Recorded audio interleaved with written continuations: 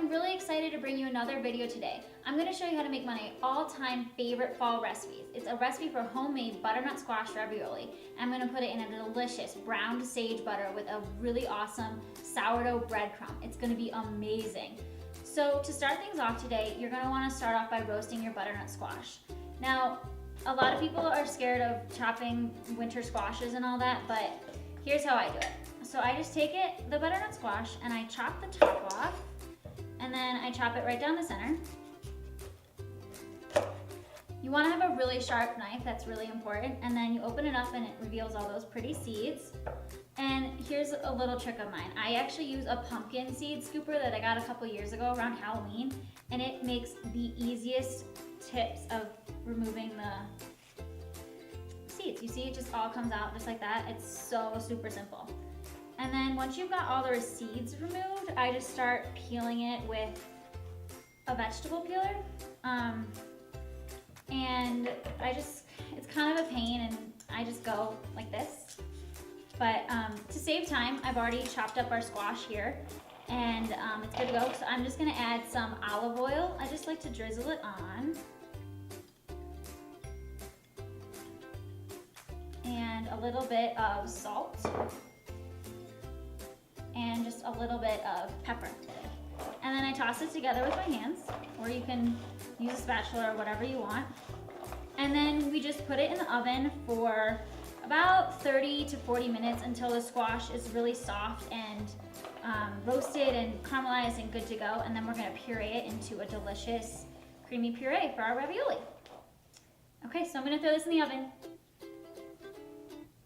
While the butternut squash is roasting, I like to make the pasta dough. It's such a simple thing to make. All you need is flour, eggs, and water. Don't be afraid of homemade pasta dough. I promise it's so easy. The thing is, I just realized I'm out of eggs, so let's go check the chicken coop and see what's going on out there.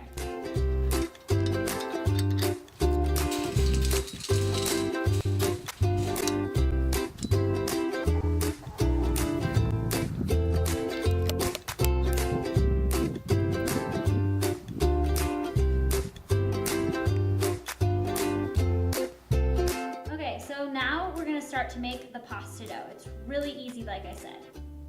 You just add 2.5 cups of all-purpose flour to the bowl of a mixer.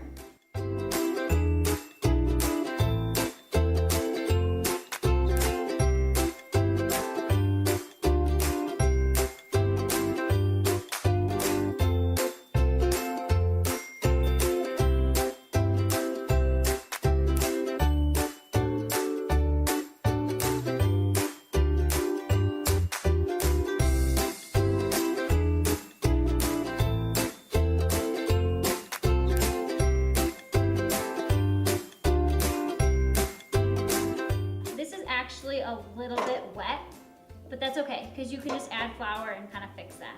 But it's really important once your dough is together and all made that you keep it covered at almost all times. Okay, so now that we've got our dough all prepped and ready to go, it's time to make the filling for the pasta. My butternut squash is done roasting, so I'm just gonna add it right to my food processor. And over here I have all my cheeses. This is a butternut squash cheese ravioli, so the cheese is really important. I have some drunken goat cheese, which is like one of my all-time favorite cheeses right now. Just crumble it up kind of and break it into smaller pieces as you add it to the food processor. I also have a little bit of gorgonzola. I know that some people are iffy about their blue cheeses. I personally love it, so I'm adding around 2 ounces of that. And you also need some Parmesan. You need about 1/2 cup of freshly grated Parmesan cheese. And this may seem a little cheesy, but I promise it's so delicious. The more cheese, the better, if you ask me.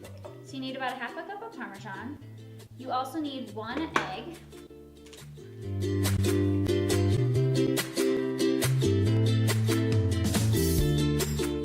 Okay, so this looks perfect. It's all pureed and together in one. Now we're just gonna pop this off, and we're kinda gonna set it aside for just a few minutes here. We're gonna get rid of the food processor and bring back in the KitchenAid. Now we're gonna get started rolling out the ravioli and actually filling them and getting into all that good stuff.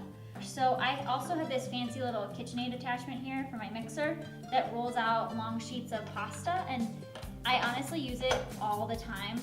But if you don't make pasta all the time, it's no big deal. You can definitely just roll this out by hand with a hand, rolling pin.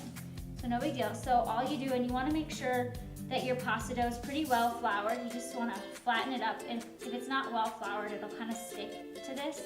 So just take a little flour before it goes in and kind of rub it. I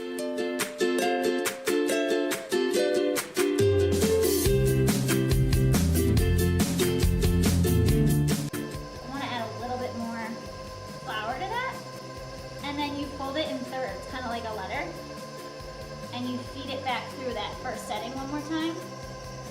And then sometimes, if I feel like it, or I don't know, I'll do it again just to kind of get it a really nice flat dough. And actually, my dough still feels a little bit wet, so I'm just going to add a little bit more flour. And I'm going to feed it through that first setting one more time. And then basically all you do here is we're going to make one really long, like lasagna sheet basically. And each time you go through, you're going to increase your number on the side here, and we're going to make the pasta thinner each time it goes through. It's really simple, really easy, and it doesn't take much time either. Like when I'm making homemade lasagna, I'll make homemade lasagna sheets, and it's almost easier than boiling lasagna, I swear.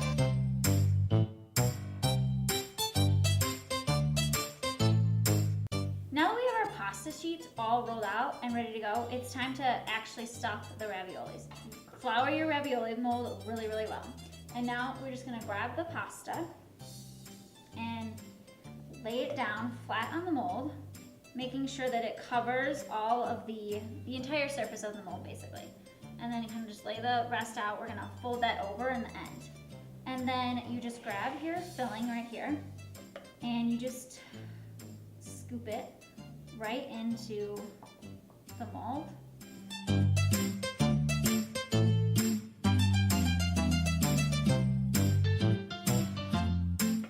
So you just take this extra piece of pasta and you fold it right over the filling.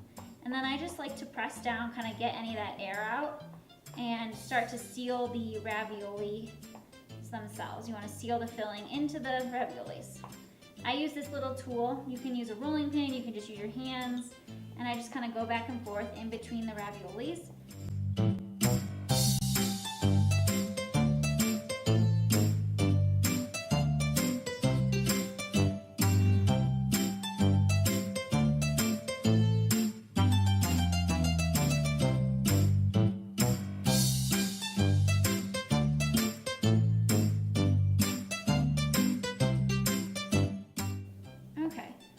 Pretty good. You can sort of see the mold showing through and everything like that, and it looks pretty good. So I'm just gonna flip it upside down, and hopefully, assuming you really flour this mold, these are just gonna kind of pop right out. And yeah, beautiful, perfect. See, it looks so cute. Okay, so you see how they're kind of like that.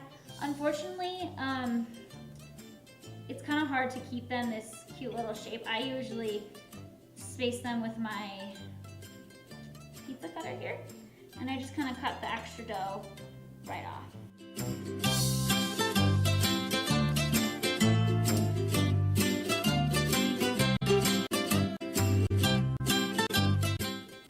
And then once you're done making all the ravioli, it's time to kind of boil the water and start making that sauce. So, see? So turn a skillet on and let it get hot. Mine's actually already been preheating, so I'm just gonna add a drizzle of olive oil. And then all of my breadcrumbs go right into the skillet.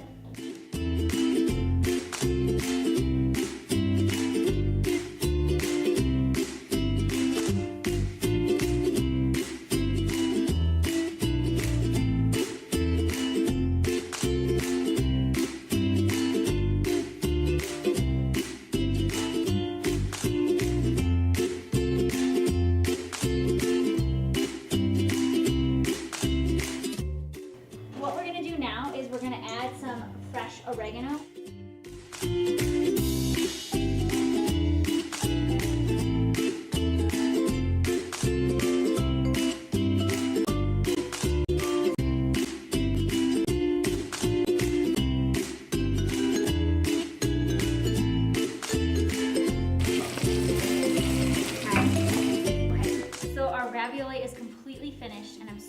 excited. It's time to eat. So let's plate this.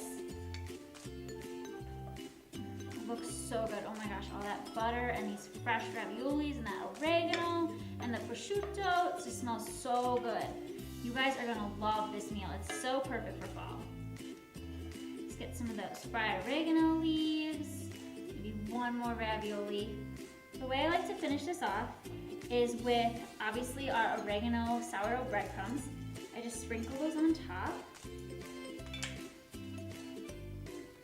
And then one of my favorite things right now is fresh figs. I just love adding them to everything, and they're currently in season, so I've been adding them to almost everything I eat, literally. I just add a few fresh figs all around the pasta. Okay, you guys, so here's my butternut squash ravioli. It's all done. It's tossed in a brown butter oregano sauce. It's got sourdough breadcrumbs. It's just such a delicious fall recipe. I'm so excited about it. I really hope you guys love it. I'd love to stick around, but I gotta go take pictures of this before it gets all cold. So I really hope you enjoyed the recipe, and thank you so much for watching.